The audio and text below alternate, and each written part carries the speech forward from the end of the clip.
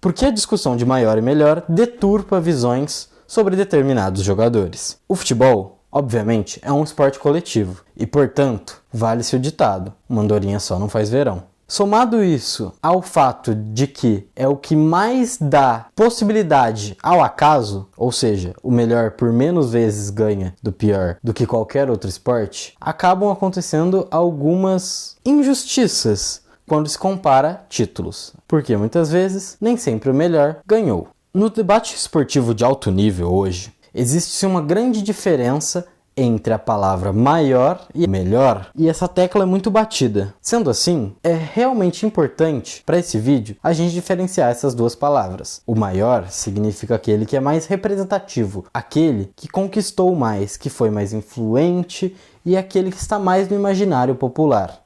Enquanto o melhor baseia-se simplesmente no desempenho individual, ser o melhor entre os melhores, o melhor da sua época, o ápice do desempenho esportivo. Isso é ser o melhor. Por muitas vezes, porém, as pessoas acabam se confundindo e essas duas palavras entram em conflito.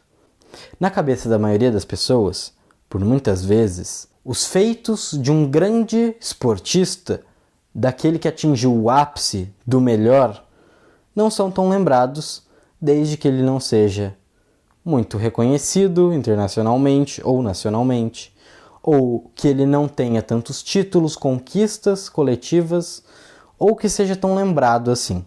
Desse modo, aqueles que são maiores, têm mais idolatria, têm um personagem muito forte, acabam sendo levados, após muito tempo, como melhores e mais dominantes do que eles realmente foram. Muito por eles serem mais lembrados, ou mais campeões. Eu, porém, sou criterioso quando vou comparar jogadores. Dessa forma, pretendo sempre me prender à semântica. A comparação é melhor ou maior? Porque isso faz muita diferença. Quando se trata de um esporte individual, para que você seja reconhecido, para que você seja o maior, você tem que necessariamente atrelar um personagem ao desempenho de altíssimo nível, ser o melhor, ser o mais dominante, ser o mais impositivo por um grande período de tempo. Ou seja, nesse tipo de esporte, para você ser o maior, depende única e exclusivamente do seu próprio esforço, talento, desempenho, vontade e longevidade. O futebol, por ser um esporte coletivo, obviamente, a importância, a relevância, a representatividade, títulos e conquistas são relevantes quando se avaliam o maior, ou quando se avaliam um clube de futebol, mas não para avaliar qualidade. O melhor não necessariamente é o maior. Afinal, quando estamos avaliando qualidade, estamos fazendo uma análise individual da performance. E quando tratamos de um esporte individual, ou de uma análise individual para definir o melhor, o desempenho na modalidade acaba sendo a única coisa que importa. E o que leva aquele atleta a alçar cada vez mais patamares quando se trata do ápice do desempenho. Vou dar aqui uma comparação como exemplo de dois jogadores, Zico e Maradona. Quando se pergunta para qualquer um do público geral quem foi melhor, por muitas vezes tendem a responder que Maradona, porque ganhou uma Copa, porque foi representativo, porque foi a cara da seleção argentina. Mas, na verdade, a discussão não é essa. A discussão não é quem foi mais a cara da sua seleção ou quem foi campeão disso ou daquilo. Mas sim, quem teve o ápice da performance.